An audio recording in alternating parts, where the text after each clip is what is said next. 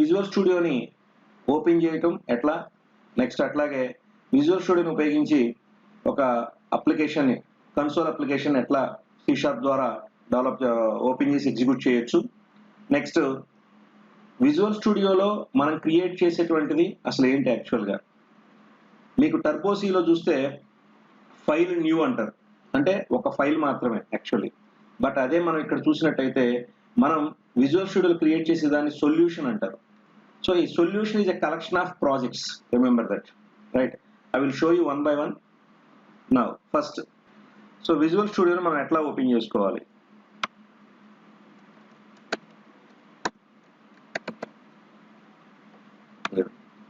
VISU అని type చేయగానే ఇక్కడ నా సిస్టంలో ఇన్స్టాల్ అయి ఉన్నటువంటి విజువల్ స్టూడియోస్ అన్నీ వచ్చినాయి.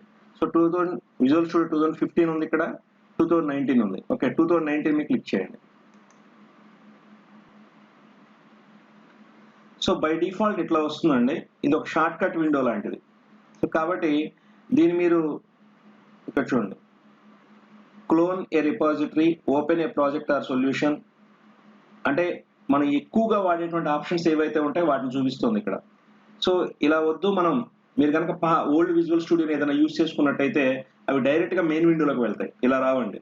సో కాబట్టి నాకు అలాంటి ప్యాటర్న్తోనే కావాలనుకున్నట్టయితే కనుక ఇక్కడ చూడండి, కంటిన్యూ వితౌట్ కోడ్ అని ఉంది, ఇది క్లిక్ చేయండి. ఇలా వచ్చింది. నా ఇక్కడ ఫైల్ న్యూ ప్రాజెక్ట్. సో పాత విజువల్ స్టూడియోస్లో మీకు ఇక్కడ ప్రాజెక్ట్ కింద వెబ్ అని కూడా వచ్చేది, రైట్. సో ఇక్కడ న్యూ ప్రాజెక్ట్. జనరల్గా ఈ విజువల్ స్టూడియో 2019లో కొంచెం ఇదేనండి ఇష్యూ. ఈ టెంప్లెట్స్ అవి లోడ్ అవడానికి కొంచెం ఫ్యూ సెకండ్స్ టైం తీసుకుంటాయి, రైట్. నా ఇక్కడ మీకు ఏ టైప్ ఆఫ్ అప్లికేషన్ కావాలి చూడండి, రీసెంట్ ప్రాజెక్ట్ టెంప్లెట్స్ అని ఉంది. ఇక్కడ చూడండి 3 డ్రాప్ డౌన్ లిస్టులు ఉన్నాయి ఇక్కడ, right. So first of all ఈ డ్రాప్ డౌన్ లిస్టులు కనుక చూసినట్టయితే అసలు మీకు విజువల్ స్టూడియో యొక్క క్యాపబిలిటీ ఏంటో మొత్తం అర్థమైపోతుంది. సింపుల్. ఇక్కడ చూడండి, ఫస్ట్ లాంగ్వేజెస్ది చూడండి, ఏ లాంగ్వేజ్ ఉపయోగించి మీరు ప్రాజెక్ట్ చేయవచ్చు. C# language, C++, F#, JavaScript, Python, query language, type script, visual basic and XAML. That is. So ఈ పర్టికులర్ లాంగ్వేజ్ అన్నిటినీ కూడా మీరు విజువల్ స్టూడియోలో వాడచ్చు. ఓకే, సో నాకు C# కావాలి, అందుకని C# సెలెక్ట్ చేసుకున్నాను. నెక్స్ట్ ఏ ఆపరేటింగ్ సిస్టమ్కి సంబంధించినటువంటి అప్లికేషన్ డిజైన్ చేస్తారు. ఓకే, చూడండి, ప్లాట్ఫామ్స్ ఆండ్రాయిడా, అజూర్ అంటే క్లౌడా, iOS-ఆ, లైనెక్సా, మ్యాక్ ఓఎస్ఆ, tvOS-ఆ, విండోసా, ఎక్స్బాక్సా అంటే గేమింగ్ కన్సోలా, విండోస్ ఆపరేటింగ్ సిస్టమా, ఏదైతే అది. సో నేను విండోస్ ఆపరేటింగ్ సిస్టమ్నే డెవలప్ చేస్తాను కాబట్టి విండోస్. ఓకే, నా ఏ టైప్ ఆఫ్ అప్లికేషన్, ఈ లిస్ట్ కనుక మీరు చూసినట్టయితే మీరు ఏ అప్లికేషన్స్ విజువల్ స్టూడియో ఉపయోగించి డెవలప్ చేయొచ్చు ఇక్కడ మొత్తం లిస్ట్ వచ్చేస్తుందండి. ఒక్కసారి ఇవి చూడండి, ఆల్ ప్రాజెక్ట్ టైప్స్ అని ఉంది. Add-ins, cloud, console, this is console basic, desktop అంటే Windows, extensions, games, IoT, library, okay, machine learning, ML.NET, mobile, okay, office, other applications. So ఇక్కడ డిఫరెంట్ ఉన్నాయండి, మీకు చూపిస్తాను అన్నీ కూడా. ప్లగిన్స్, సర్వీస్ ఓరియంటెడ్వి, stream analytics, testing projects, UWP, universal Windows platform, okay, visual studio SDKకి సంబంధించినవి, అలాగే వెబ్ అప్లికేషన్స్, రైట్. సో ఇప్పుడు C# ఉపయోగించి విండోస్ ఆపరేటింగ్ సిస్టమ్ని బేస్ చేసుకుని కన్సోల్ అప్లికేషన్ డిజైన్ చేయదలుచుకున్నాను. So console. సో అప్పుడు విజువల్ స్టూడియో సపోర్ట్ చేసేటువంటి 2 టైప్స్ ఆఫ్ కన్సోల్ అప్లికేషన్స్ వచ్చినాయి ఇక్కడ, రైట్. ఇందులో ఒకసారి జాగ్రత్తగా చూడండి, కన్సోల్ అప్లికేషన్ ఇక్కడ పూర్తిగా వచ్చింది. ఇక్కడ కన్సోల్ APP అని ఉంది. రెండింటికి తేడా ఏంటండి, ఒకసారి జాగ్రత్తగా చూస్తే కింద లాస్ట్ లైన్ చూడండి, కన్సోల్ అప్లికేషన్ కింద C#, Linux, Mac, Windows console అని ఉంది, రైట్. This is. సో ఇది .NET core, right. See, a project for creating a command line application that can run on .NET Core, right, on Windows, Linux and Mac OS. కానీ నాకు కావాల్సింది Windows కాబట్టి ఇది select చేసుకుంటున్నాను. Okay, .NET Coreకి సంబంధించినటువంటివి separate tutorial ఉంటుందండి, అక్కడ explain చేస్తాను. .NET Core అంటే ఏంటి, దానికి సంబంధించినటువంటి ఇంటర్నల్ ఆర్కిటెక్చర్ ఏంటి, అదంతా కూడా, right. So console application, console APP, మీకు ఇక్కడ పెరాన్సిస్లో .NET ఫ్రేమ్వర్క్ అని ఉంది. ఈ పర్టికులర్ దాన్నే మీరు సెలెక్ట్ చేసుకోండి. సో ఇది సెలెక్ట్ చేసుకుని ఇక్కడ నెక్స్ట్ అని క్లిక్ చేయండి. రైట్. సో ఇక్కడ మనకి చూడండి, మీకు సొల్యూషన్ నేమ్, ప్రాజెక్ట్ నేమ్ అని చెప్పి అన్నాను కదా. Right. So solution project. So .NET లో మనం క్రియేట్ చేసే ప్రతిదీ సొల్యూషనే. Remember that solution is a collection of 1 or more projects. Right. So ఇక్కడ చూడండి సొల్యూషన్ నేమ్ అని ఉంది, ఇక్కడ కన్సోల్ app1 అని ఉంది, అలాగే ప్రాజెక్ట్ నేమ్ అని ఉంది, ఇది కూడా కన్సోల్ app1 అనే ఉంది. అంటే బై డిఫాల్ట్ ఈ రెండు కూడా సేమ్ వచ్చినాయి, సొల్యూషన్ నేమ్, ప్రాజెక్ట్ నేమ్. ఇది ఎక్కడ క్రియేట్ చేయబడాలి అనేటువంటిది సిస్టంలో లొకేషన్ ఇక్కడ చూపిస్తుంది. ఓకే, ఏ డ్రైవ్ లో సేవ్ చేసుకోవాలో. మీరు కావాలనుకుంటే ఒక సెపరేట్ డ్రైవ్ కూడా పెట్టుకోవచ్చు, separate folder, separate drive for your applications. A .NET framework వాడాలి మీకు చెప్పాను, మల్టీ టార్గెటెడ్. అంటే ఐ మీన్ విజువల్ స్టూడియోలో మీరు ఏ ఫ్రేమ్వర్క్ వాడైనా అప్లికేషన్ డెవలప్ చేయొచ్చు. సో ఇక్కడ చూడండి, మీరు వాడే విజువల్ స్టూడియో 2019, కానీ మీరు ఫ్రేమ్వర్క్ 2.0 కూడా వాడచ్చు. సో అంటే ఓల్డ్ ప్రాజెక్ట్స్, ఓల్డ్ వెర్షన్తో కూడా మీరు ప్రాజెక్ట్ డెవలప్ చేయొచ్చు, లేదా మీకు కావాల్సినటువంటి రిక్వైర్డ్ వెర్షన్తో కూడా మీరు డెవలప్ చేసుకోవచ్చు. Okay, right. సో ఇక్కడ 4.7.2 అని ఉంది. రైట్. ఇప్పుడు ఇక్కడ సొల్యూషన్ నేమ్ అని ఉంది కదా, ఈ సొల్యూషన్ నేమ్ దేంతో కంపేర్ చేస్తానంటే, సపోజ్ మీరు ఒక సొల్యూషన్ని, అంటే మీరు స్టార్టింగ్లోనే ఇట్లా ఎక్స్ప్లెయిన్ చేస్తున్నాను అనేటువంటి పాయింట్తో మీరు థింక్ చేయొద్దు. ఓకే, ఇదేంటంటే ఒక సొల్యూషన్ అంటే మనం ఒక కంపెనీకి ఒక సొల్యూషన్ డెవలప్ చేస్తున్నాం. రైట్ అండి. So for example you are developing an application for some XYZ company. Right. So ఆ కంపెనీ పేరు ఇక్కడ సొల్యూషన్ నేమ్ కింద ఇవ్వండి. లేదా మీరు డెవలప్ చేసేటువంటి ఆ application, suppose I'm developing an application for a school, okay, or for e-commerce company కోసం డెవలప్ చేస్తున్నాను. దెన్ ఆ కంపెనీ పేరు అక్కడ సొల్యూషన్ నేమ్ కింద ఇవ్వండి. Right. Then it will be very easy. Right. ఆ కంపెనీకి సంబంధించి డెవలప్ చేసేటువంటి అప్లికేషన్లో ఒక ప్రాజెక్ట్ ఇది. రైట్. అట్లా అనమాట. అలా ఈజీగా గుర్తుపెట్టుకోవచ్చు. మీకు అది చూపిస్తాను కూడా. రైట్. నా ఇప్పుడు ఇక్కడ నేను I'm giving my company. So అందరూ ఇలాగే ఫాలో అవ్వాలని ఏం లేదండి, మీరు డెవలప్ చేసిన అప్లికేషన్ పేరు కూడా ఇవ్వచ్చు ఇక్కడ. Right. So web application. Right. So some XYZ website, then ఆ పేరు కూడా ఇవ్వచ్చు. రైట్. ఎలా అయినా సరే. లేదు మీరు మొత్తం అన్ని ప్రాజెక్టులు కలిపి కలెక్టివ్గా ఏదైనా ఒక పేరు పెట్టుకునేటట్టయితే ఆ పేరు కూడా ఇవ్వచ్చు. సో జనరల్గా బెస్ట్ చాయిస్ ఏంటంటే either that application name, either the company name for which you are developing the application. Right. Next ఇక్కడ project name, ఈ project name దగ్గర say give demo. Right. Now create. Now ఇక్కడ చూడండి C drive లో create చేస్తున్నాను. So C drive కాకుండా మీరు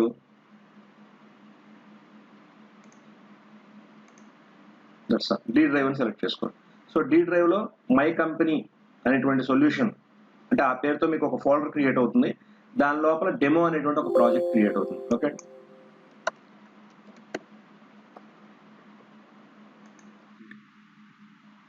already exist. So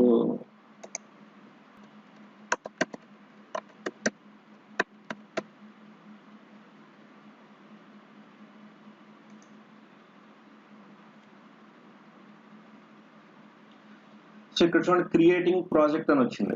right.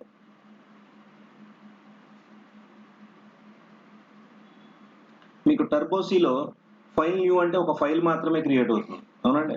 కానీ ఇక్కడ ఒక ప్రాజెక్ట్ క్రియేట్ అవుతుంది, గుర్తుపెట్టుకోండి. అందుకే మీకు స్టార్టింగ్లో చెప్పాను, ప్రోగ్రామ్ వేరు, ప్రాజెక్ట్ వేరు. సో ఇది మీకు లిటిల్ బిట్ కొంచెం టైం తీసుకుంటుందండి. రైట్. సో ఇక్కడ చూడండి, మీకు ఒక సొల్యూషన్, ఆ సొల్యూషన్ ఒక ప్రాజెక్ట్ క్రియేట్ అవుతుంది. అది ఎలా ప్రూవ్ అవుతుంది మీకు? బై డిఫాల్ట్ మీకు ఇట్లా డిస్ప్లే అవ్వడం జరుగుతుంది క్రియేటింగ్ కంప్లీట్ అవ్వగానే. ఒకవేళ ఇట్లా డిస్ప్లే అవ్వలేదు అనుకోండి, దెన్ మీరు ఈ విజువల్ స్టూడియోలో రైట్ ఇక్కడ వ్యూ మెనూ అని ఉంటుందండి. ఈ వ్యూ మెనూలో సొల్యూషన్ ఎక్స్ప్లోరర్ అని ఉంటుంది ఫస్ట్ది, దీన్ని క్లిక్ చేయండి. దెన్ ఇక్కడ చూడండి సొల్యూషన్ కింద డెమో అని ఉంది. సో ఇక్కడ సొల్యూషన్ పేరు యువర్ కంపెనీ అని పెట్టాను. అందులో 1 of 1 ప్రాజెక్ట్ అని ఉంది. మీకు సొల్యూషన్ అంటే ఏం చెప్పానండి? Solution is a collection of projects అని చెప్పాను. సో ఇక్కడ it is your company is a solution, A collection of 1 project. Okay అండి. collection of one project and its name is demo, right? So ఇందులో మనం code ఎక్కడ రాయాలండి? That is so నా ఇక్కడ మీకు చూడండి, actual source code file already మీకు create అయ్యి ఇవ్వడం జరుగుతుంది. ఎందుకంటే మీకు విజువల్ స్టూడియో అంటే ఏం చెప్పాను, IDE, rapid application development tool. So కాబట్టి మీ అప్లికేషన్ ఎలా డెవలప్మెంట్ విషయంలో ఫాస్ట్ చేస్తుందని మీకు ఇక్కడే తెలుస్తుంది. program.cs అనే దాన్ని సెలెక్ట్ చేసుకోండి. .cs అనేది ఎక్స్టెన్షన్ అండి, C#, రైట్? ఇప్పుడు మనకి C లాంగ్వేజ్ .c అని ఎట్లా ఉంటుందో ఇట్లా ఇక్కడ మీకు ఆల్రెడీ ఒక సోర్స్ కోడ్ ఫైల్ క్రియేట్ చేయబడింది, రైట్? సో ఇందులో ఇక్కడ మీకు ఈ స్ట్రక్చర్ కనుక చూసినట్టయితే ఇక్కడ చూడండి, మీకు ఈ బేసిక్ స్ట్రక్చర్ కూడా నేను ఇక్కడ ఎక్స్ప్లెయిన్ చేస్తాను. ఇక్కడ యూజింగ్ స్టేట్మెంట్స్ అని ఉన్నాయి. ఈ యూజింగ్ స్టేట్మెంట్స్ మీరు C లాంగ్వేజ్లో హ్యాష్ ఇంక్లూడ్తో కంపేర్ చేసుకోవచ్చు. ఓకే, సో అంతకుమించి నేను ఇక్కడ ఎక్కువ ఎక్స్ప్లెయిన్ చేయట్లేదండి, ఎందుకంటే వీటిని ఏమని పిలుస్తారు ఇవన్నీ కూడా మనం జస్ట్ ఇప్పుడు ఇనీషియల్గా మీరు వర్క్ స్టార్ట్ చేయడానికి, మీ ప్రాక్టీస్ స్టార్ట్ చేయడానికి వీలుగా ఉండేట్టుగా నేను ఎక్స్ప్లెయిన్ చేస్తున్నాను. ఆ తర్వాత వీటిని ప్రత్యేకంగా ఏమని పిలుస్తారని నేను చెప్తాను మీకు ఇక్కడ. ఓకే, వీటిని నేమ్ స్పేసెస్ అని పిలవచ్చు, లైబ్రరీస్ అని పిలవచ్చు. ఓకే అండి, so .NET framework class library, FCL or BCL అంటారు, రైట్? మీకు ఎలా అయితే అక్కడ హ్యాష్ ఇంక్లూడ్ అనేటువంటి స్టేట్మెంట్ వాడతామో ఇక్కడ యూజింగ్ అని వాడతాం. ఓకే, అక్కడ హ్యాష్ ఇంక్లూడ్ stdio.h అంటాం, conio.h అట్లాగా. ఇక్కడ మనం system.collections ఇట్లా.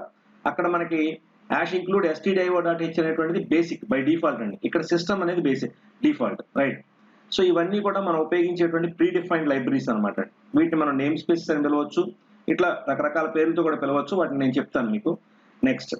ఆ తర్వాత ఇక్కడ చూడండి, నేమ్ స్పేస్ డెమో అని వచ్చింది, రైట్? ఈ నేమ్ స్పేస్ అనేటువంటిది, నేమ్ స్పేస్ అనే కీవర్డ్ ఇక్కడ డెమో అని వచ్చింది. ఇక్కడ ఓపెనింగ్ కర్లీ బ్రేస్, ఇక్కడ క్లోజింగ్ కర్లీ బ్రేస్ ఉన్నాయి. ఇది ఎందుకు ఏంటి అనేటువంటిది మీకు నేను లైబ్రరీస్ అనేటువంటి ఒక చాప్టర్ వచ్చినప్పుడు చెప్తాను. అప్పటి వరకు జస్ట్ దాన్ని అలా గుర్తుపెట్టుకోండి చాలు. నెక్స్ట్ క్లాస్, ఒక క్లాస్ నేమ్, రైట్? సో ఆ క్లాస్ పేరు ప్రోగ్రామ్. క్లాస్కి ఏ పేరు అయితే ఉందో అదే పేరుతో ఇక్కడ ఫైల్ నేమ్ కూడా ఉంది, ప్రోగ్రామ్ అని. ఓకే అండి, చూడండి ఇక్కడ మీరు కావాలంటే ఈ పైన కూడా చూడొచ్చు, ఇది program.cs అదే ఇది, రైట్?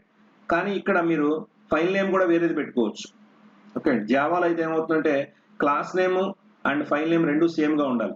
ఏ క్లాస్లో అయితే మెయిన్ మెథడ్ ఉంటుందో ఆ క్లాస్ యొక్క పేరే ఫైల్కి కూడా ఉండాలండి. కానీ ఇక్కడ అలా అవసరం లేదు. So class name opening curly brace, దీని లోపల మీరు ఎగ్జిక్యూట్ చేసేటువంటి, మీరు కోడ్ రాసేటువంటి మెయిన్ మెథడ్, అంటే ఏ మెథడ్ అయితే తన లోపల రాసినటువంటి స్టేట్మెంట్స్ని ప్రాసెసర్కి సబ్మిట్ చేస్తుందో ఎగ్జిక్యూట్ చేయడానికి, ఆ పర్టికులర్ మెయిన్ మెథడ్ ఇది.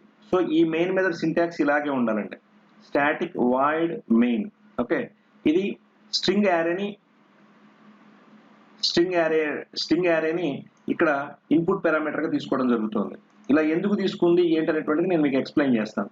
కాకపోతే ఇక్కడ నేను చెప్పే కొన్ని పాయింట్స్ మీకు ఇప్పుడు అర్థం కావండి, కానీ అవి మీకు రాను స్టెప్ బై స్టెప్ కనీసం ఒక 3-4 ఎగ్జాంపుల్స్ ప్రాక్టీస్ చేసినట్టు అర్థమవుతాయి. ఎస్పెషల్లీ ఊప్స్ యూజింగ్ C# అనే చాప్టర్ వచ్చినప్పుడు అర్థమవుతాయి. బట్ ఇక్కడ నేను కొన్ని పాయింట్స్ చెప్తాను, గుర్తుపెట్టుకోండి.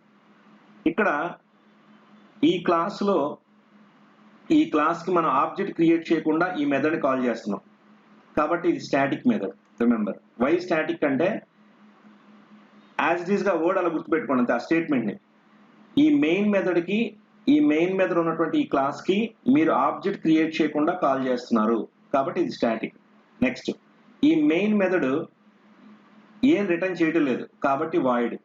నెక్స్ట్, అట్లాగే ఇది స్ట్రింగ్ యారే ఎందుకు అయింది అంటే, ఈ మెయిన్ మెథడ్కి ఇక్కడ చూడండి, నేను స్ట్రింగ్ యారే యొక్క సైజ్ చెప్పలేదు, కాబట్టి ఎన్ని వాల్యూస్ అయినా ఇవ్వచ్చు. 2 వాల్యూస్ ఇవ్వచ్చు, 3 వాల్యూస్ ఇవ్వచ్చు, 10 వాల్యూస్ ఇవ్వచ్చు, 100 వాల్యూస్ ఇవ్వచ్చు, ఎన్నైనా ఇవ్వచ్చు. So any number of values.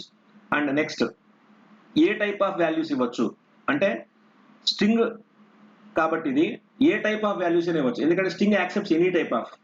So ఫైనల్గా ఇది స్ట్రింగ్ యారే వితౌట్ సైజ్.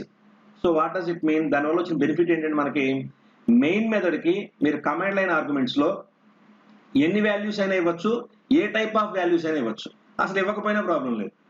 ఇది logic. Any number of values of any type. Okay, that is 0 values కావచ్చు, లేదా n number of values of any type. అంటే మీరు ఇంటీజర్స్ ఇవ్వచ్చు, ఫ్లోట్స్ ఇవ్వచ్చు, డబుల్స్ ఇవ్వచ్చు, బూలియన్ టైప్ ఇవ్వచ్చు, ఏ టైప్ ఆఫ్ వాల్యూస్ అయినా సరే వీటికి పాస్ చేయొచ్చు. Okay, right? ఇక్కడ ఇప్పుడు మనం జస్ట్ ఒక వెల్కమ్ స్టేట్మెంట్ రాద్దాం. సి షార్ప్ అనేటువంటిది ప్యూర్లీ ఆబ్జెక్ట్ ఓరియంటెడ్ కాబట్టి మనం ఏం రాసినా సరే ఆబ్జెక్ట్ ఓరియంటెడ్ లోనే ఉంటుందండి. సో ఆబ్జెక్ట్ ఓరియంటెడ్ నేచర్కి సంబంధించిన కొన్ని ప్రిన్సిపల్స్ ఇప్పుడు చెప్తాను. మీకు నేను ఊప్స్ కనుక మీకు ఆల్రెడీ తెలుసుంటే ప్రాబ్లం ఏం లేదు, తెలియకపోతే కొన్ని పాయింట్స్ మాత్రం ఇప్పుడు గుర్తుపెట్టుకోండి. ఏంటంటే అది మెథడ్స్ అనేటువంటివి ఖచ్చితంగా క్లాస్ లోపల మాత్రమే ఉంటాయి. ప్యూర్లీ ఆబ్జెక్ట్ ఓరియంటెడ్ కాన్సెప్ట్ లో మెథడ్స్ అనేటువంటివి క్లాస్ లోనే ఉంటాయి. మీకు ఇక్కడ చెప్పాలంటే చూడండి, మెయిన్ అనేది కూడా ఒక మెథడే, కాకపోతే అది ప్రీడిఫైన్డ్ మెథడ్, రైట్? సో ఈ యాజ్ పర్ ఊప్స్ ప్రకారం చూసుకున్నప్పుడు మెథడ్స్ అనేవి ఖచ్చితంగా క్లాస్ లో ఉండాలి. కాబట్టి మెయిన్ అనేటువంటిది యూజర్ డిఫైన్డ్ అయినా ప్రీ డిఫైన్డ్ అయినా సరే అది ఒక మెథడ్ కాబట్టి ఖచ్చితంగా క్లాస్ లోనే ఉంది. చూడండి అది. కాబట్టి వితౌట్ క్లాస్, అట్లీస్ట్ ఒక క్లాస్ కూడా లేకుండా మీరు ప్రోగ్రామ్ రాయలేరు. ఇదర్ జావాలో అయినా సరే, సి షార్ప్ లో అయినా సరే. ప్యూర్లీ ఆబ్జెక్ట్ ఓరియంటెడ్ ప్రోగ్రామ్స్ లో ఉన్నటువంటి నేచరే అది. ఓకే, సో కాబట్టి ఎందుకని మెథడ్ అనేది మీరు విడిగా రాయడానికి లేదండి, ఖచ్చితంగా క్లాస్ లోనే రాయాలి. కాబట్టి without class you are not allowed to write at least one line, right? So కాబట్టి ఇక్కడ మనకి ఏ మెథడ్ కావాలన్నా అయితే క్లాస్ అన్నా కావాలి, లేదా ఆ క్లాస్ యొక్క ఆబ్జెక్ట్ అన్నా కావాలి. కాబట్టి ఇప్పుడు నేను మీకు సి లాంగ్వేజ్ లో తీసుకుంటే ప్రింట్ ఎఫ్ అనే మెథడ్ ఉంటుంది. దాని ద్వారా మీరు ఏం చేస్తారు, జస్ట్ ఒక అవుట్పుట్ స్టేట్మెంట్ ని ప్రింట్ చేయడం కుదురుతుంది, రైట్? ఇక్కడ కూడా మనకి ఇక్కడ రైట్ లైన్ అనేటువంటి మెథడ్ ఉంది, రైట్ టు రైట్ లైన్. మనకి ఇవి ఆబ్జెక్ట్ ఓరియంటెడ్ కాబట్టి, అది దట్టు ప్యూర్లీ ఆబ్జెక్ట్ ఓరియంటెడ్ కాబట్టి కన్సోల్ అనేటువంటి క్లాస్ ఉంటుందండి. మీకు విజువల్ స్టూడియో యొక్క బెనిఫిట్ ఇంకోటి చెప్తాను. కర్సర్ కోడింగ్ విండోలో ఎక్కడైతే ఉందో ఆ కర్సర్ ఉన్న ప్లేస్ లో ఎలాంటి కోడ్ అయితే రాయడానికి పాసిబిలిటీ ఉంటుందో ఆ కోడే మీకు అక్కడ రావటం జరుగుతుందండి. అక్కడ మీకు అక్కడ పాసిబిలిటీ రానటువంటి కోడ్, అంటే అక్కడ రాయడానికి వీలైనటువంటి కోడ్ ఏదైతే ఉంటుందో ఆ పర్టికులర్ ఎలిమెంట్స్ ఏవి కూడా మీకు అక్కడ డిస్ప్లే చేయబడవు హెల్ప్ సిస్టమ్ ద్వారా. సో హెల్ప్ సిస్టమ్ ఎప్పుడు కూడా, ఇక్కడ చూడండి నేను సి అని టైప్ చేశాను అనుకోండి, ఆటోమేటిక్గా సితో ఆ పర్టికులర్ మెయిన్ మెథడ్ లోపల కర్సర్ ఉంది. మెయిన్ మెథడ్ లోపల నేను కర్సర్ ప్లేస్ చేసి సి అని టైప్ చేస్తే మీకు ఏమేమి వచ్చినాయో ఒకసారి జాగ్రత్త చూడండి. ఇక్కడ ఇవన్నీ ఏంటో నేను మీకు ఎక్స్ప్లెయిన్ చేస్తాను తర్వాత, ఓకే? బట్ ఇదే కర్సర్ నేను క్లాస్ లోపల ప్లేస్ చేసి సి అని టైప్ చేశాను, రైట్? అప్పుడు మీకు ఆప్షన్స్ మారతాయి, ఓకే? మీరు చెక్ చేసుకోవచ్చు కావాలంటే, ఓకే? నెక్స్ట్ ఇదే కర్సర్ నేను నేమ్ స్పేస్ లోపల పెట్టి ఇక్కడ నేను సి అని టైప్ చేశాను, అప్పుడు మీకు ఆప్షన్స్ మారుతాయి. కాబట్టి చూసుకోండి, మీరు ఒకసారి చెక్ చేసుకుంటే డిఫరెన్స్ ఉంటుంది అనమాట, ఓకే? సో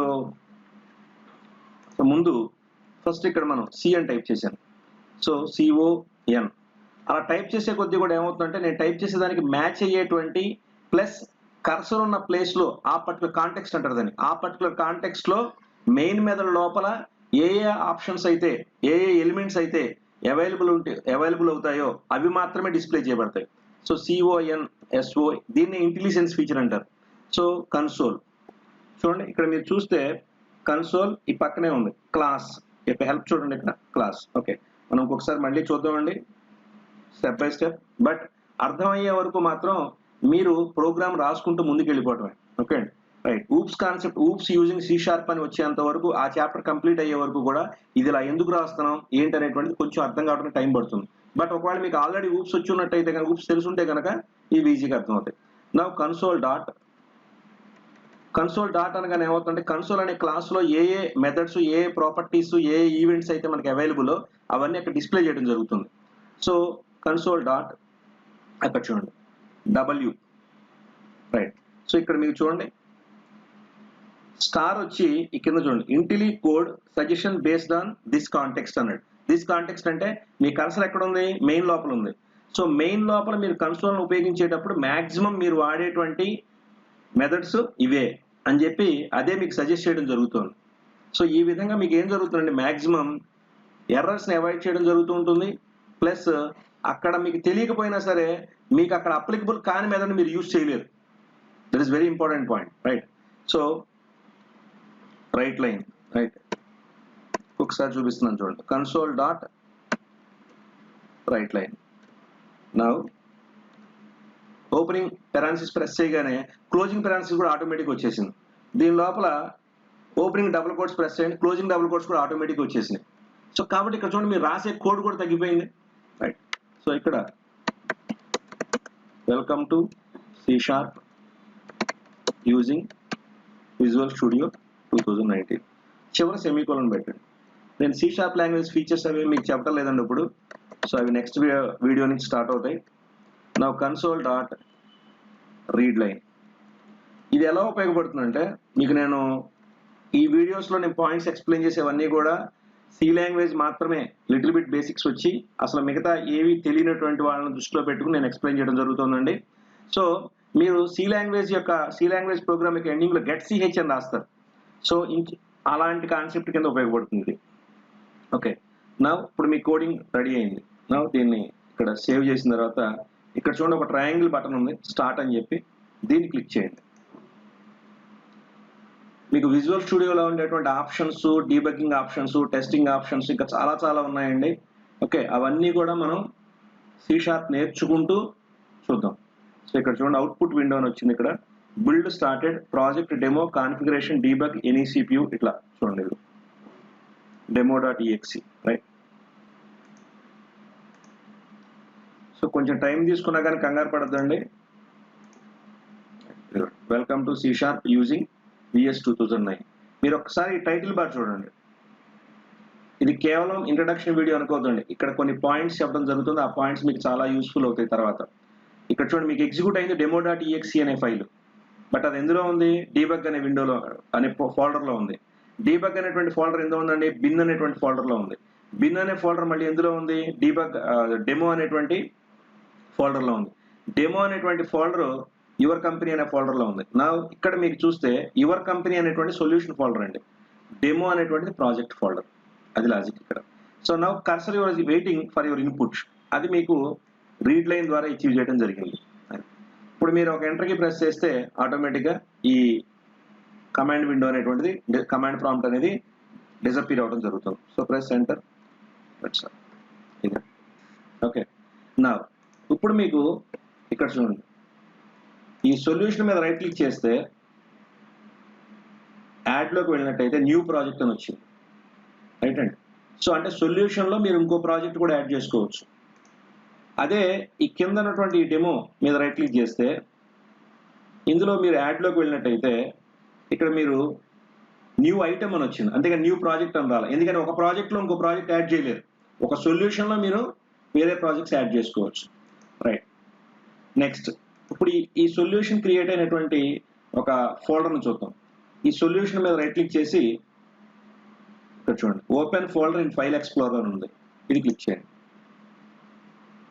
రైట్, ఇది డి డ్రైవ్లో యువర్ కంపెనీ అనే ఫోల్డర్, అందులో చూడండి యువర్ కంపెనీ అనేటువంటి సొల్యూషన్. ఇక్కడ చూడండి లెఫ్ట్ సైడ్ విజువల్ స్టూడియో ఉంది. ఇక్కడ మీరు ఇక చూడండి మైక్రోసాఫ్ట్ విజువల్ స్టూడియో సొల్యూషన్ అంటే మీరు ఇచ్చిన పేరుతో ఏం క్రియేట్ అయిందండి? ఒక ఫోల్డర్ క్రియేట్ అయ్యి దాని లోపల ఒక సొల్యూషన్ క్రియేట్ అయింది. ఇదిగోండి విజువల్ స్టూడియో. మీరు ఎప్పుడు ఓపెన్ చేసినా సరే సొల్యూషన్ ఓపెన్ చేయాలి, ఎప్పుడు క్లోజ్ చేసినా సొల్యూషన్ క్లోజ్ చేసుకోవాలండి. సో అది బెస్ట్ స్ట్రాటజీ ఫస్ట్ నేర్చుకునేటప్పుడు. ఆ తర్వాత నెమ్మదిగా మీకు ట్రబుల్ షూటింగ్ కానీ మిస్ అయిన కోడ్లు యాడ్ చేసుకోవడం కానీ సంథింగ్ అవన్నీ తెలుస్తాయి స్టెప్ బై స్టెప్. తర్వాత మీరు సొల్యూషన్లో డెమో అని ఇచ్చారు విడిగా ఇంకొక పేరు, చూడండి దాని పేరుతో ఇంకొక ప్రాజెక్ట్ క్రియేట్ అయింది. ఆ ప్రాజెక్ట్కి ఫస్ట్ మీకు సెపరేట్ ఫోల్డర్ క్రియేట్ అయింది. చూడండి ఇచ్చిన సొల్యూషన్ పేరుతోనేమో ఒక ఫోల్డరు, ఒక సొల్యూషన్ ఫైలు, ఇచ్చినటువంటి ప్రాజెక్ట్ పేరుతో ఒక ఫోల్డరు, దాని లోపల ఒక ప్రాజెక్ట్ ఫైల్. ఎలాగో చూడండి C# project file. Please see here. ఇవ్వండి ఇక్కడ టైప్ అనేటువంటి కాలం కింద ఏముందో చూడండి, డెమో అనేటువంటిది ప్రాజెక్ట్ పేరు. ఓకే, అది ఎలా తెలుస్తుంది మనకి? ఇక్కడ చూడండి C# ప్రాజెక్ట్ ఫైల్ అని ఉంది. రైట్. నా దీని లోపల ఇవ్వండి program.cs. So visual C# source file అంటే ఇది మనం యాక్చువల్గా రాసినటువంటి సోర్స్ కోడ్. రైట్, మిగతావన్నీ దీని సపోర్టింగ్ ఫైల్స్ అండి. నెక్స్ట్ ఇక్కడ ఈ బిన్ అని ఉంది చూడండి, ఈ బిన్ డీబగ్ ఇవ్వండి demo.exe XML కాన్ఫిగరేషన్ ఫైల్, ఇది .pdb. ఇవన్నీ మీకు నేను చెప్తానండి తర్వాత కొంచెం అడ్వాన్స్డ్ కాన్సెప్ట్స్లోకి వెళ్ళినప్పుడు వీటి యొక్క బెనిఫిట్ ఏంటి. నా ఇక్కడ చూడండి అప్లికేషన్ దిస్ వన్, ఇది దీని మీద డబుల్ క్లిక్ చేయండి. దిస్ వన్ చూడండి. రైట్. సో ఇప్పుడు మీరు అర్థం చేసుకోండి, మనం న్యూ ప్రాజెక్ట్ అని చెప్పి క్రియేట్ చేసింది ఏంటంటే సొల్యూషన్, దాని లోపల ఒక ప్రాజెక్ట్. రైట్. సో ఇప్పుడు టోటల్గా మీరు కనుక చూసినట్టయితే సో యువర్ కంపెనీ అనే ఫోల్డర్ మీద మీరు రైట్ క్లిక్ చేసి ప్రాపర్టీస్ చూసినట్టయితే ఇక్కడ చూడండి 16 files and 10 folders are created. మీరు టర్బోసీలో ఫైల్ న్యూ అంటే కేవలం ఒక ఫైలే క్రియేట్ అవుతుంది, దానిపై ఆ ఫైల్కి ఎక్స్టెన్షన్ చివరి .c అని ఉంటుంది. కానీ ఇక్కడ చూడండి 16 ఫైల్స్ అండ్ 10 ఫోల్డర్స్. కానీ మీ అవుట్పుట్ ఏంటంటే ఇక్కడ జస్ట్ ఒక line, welcome to C# using Visual Studio 2019. అంటే ఒక లైన్ ఆఫ్ కోడ్ అవుట్పుట్ రావడానికి మీరు రాసినటువంటి సోర్స్ ఫైల్కి సపోర్టింగ్ ఫైల్స్ అండ్ ఫోల్డర్స్ కింద ఇన్ని క్రియేట్ అయినాయి మీకు, రైట్. అంటే మీరు ఒక లైన్ కోడ్ రాసినా సరే, రైట్, ఎంత చిన్న ప్రోగ్రామ్ రాసినా సరే అది మీకు ఇక్కడ విజువల్ స్టూడియోలో ప్రాజెక్ట్ ఆర్కిటెక్చర్తోనే క్రియేట్ అవుతుంది అనేది ఇక్కడ ఇంపార్టెంట్ పాయింట్ అండి. అదొక్కటే మీరు గుర్తుపెట్టుకోండి. ఇప్పుడు మీరు విజువల్ స్టూడియోలోకి వచ్చారు, సపోజ్ ఇక్కడ చూడండి ఇది నేను క్లోజ్ చేసాను, రైట్. మీరు మళ్ళీ ఓపెన్ చేయదలుచుకుంటే program.cs మీద డబుల్ క్లిక్ చేయండి, ఆటోమేటిక్గా వస్తుంది, రైట్. సో నెక్స్ట్ ఫైల్లోకి వెళ్ళి క్లోజ్ అంటే జస్ట్ ఈ ఓపెన్ చేసిన విండో క్లోజ్ అవుతుంది, కానీ ఇది ఇక్కడే ఉంటుందండి. మీరు ఎప్పుడైతే ఫైల్ అండ్ క్లోజ్ సొల్యూషన్ అంటారో అప్పుడే ఇక్కడ క్లోజ్ అవుతుంది. కావాలంటే చూడండి ఇక్కడ సొల్యూషన్ ఎక్స్ప్లోరర్లో ఏం లేదు. ఇప్పుడు మీరు మీ ప్రాజెక్ట్ మళ్ళీ ఓపెన్ చేయాలనుకోండి, అప్పుడు ఇక్కడ క్లిక్ చేసుకోవాలి. ఇవ్వండి D డ్రైవ్లో యువర్ కంపెనీ అని ఉంది, లేదా ఇక్కడ open a project or solution అని క్లిక్ చేసి, ఓకే. సో D డ్రైవ్లో ఇక్కడ ఈ సొల్యూషన్ ఫైల్ సెలెక్ట్ చేసుకోండి, ఓపెన్ అనండి, ఆటోమేటిక్గా ఓపెన్. సో ఓపెన్ చేసిన సొల్యూషన్తోనే ఓపెన్ చేయాలండి, right. This is right. So now file close solution.